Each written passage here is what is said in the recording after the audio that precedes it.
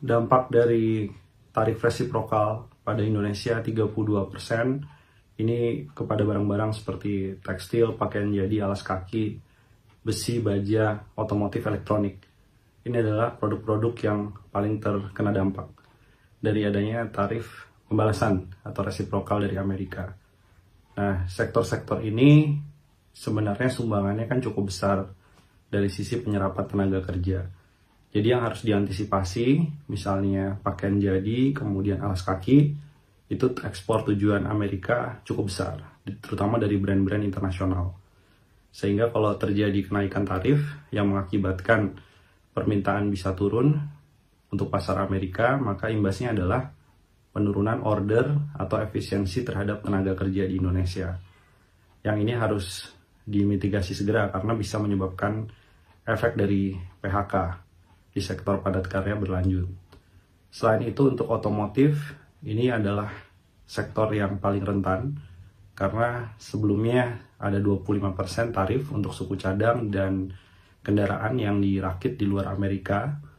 Sementara Indonesia terhubung dalam rantai pasok global di sektor otomotif. Jadi kalau Vietnam dikenakan tarif yang lebih tinggi, Thailand dikenakan tarif juga, maka imbasnya juga pada permintaan suku cadang kendaraan bermotor di Indonesia. Elektronik juga sama, ini saling terkait antara otomotif dengan elektronik. Oleh karena itu, efek yang harus diantisipasi tentunya adalah pelemahan nilai tukar rupiah.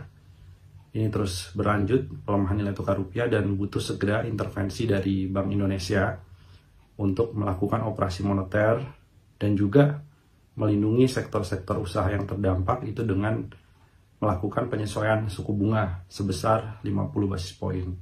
Sehingga suku bunga kredit untuk usaha yang terdampak itu bisa direlaksasi.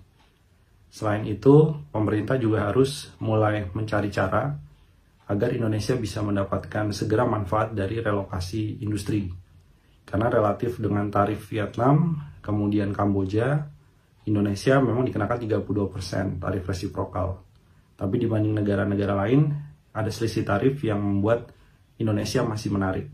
Yang paling penting adalah disiapkan infrastruktur pendukung di kawasan industri, termasuk penyediaan energi terbarukan. Karena banyak perusahaan multinasional memiliki komitmen terhadap suplai dari energi terbarukan dalam melakukan proses produksinya.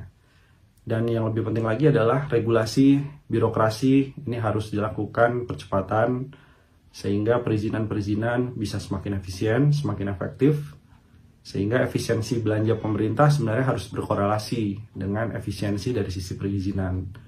Dan yang lebih penting lagi adalah penekanan pada proteksi impor. Banyak negara yang kesulitan mengakses pasar ke Amerika akibat adanya kenaikan tarif, mereka mencari negara-negara lain. Yang tentu prospek pasarnya besar adalah Indonesia.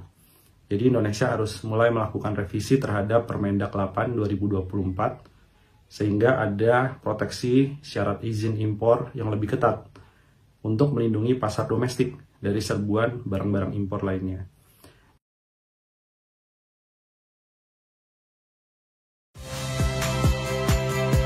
Saya Priska Clarissa. Saksikan program-program Kompas TV melalui siaran digital, pay TV, dan media streaming lainnya. Kompas TV, independen, terpercaya.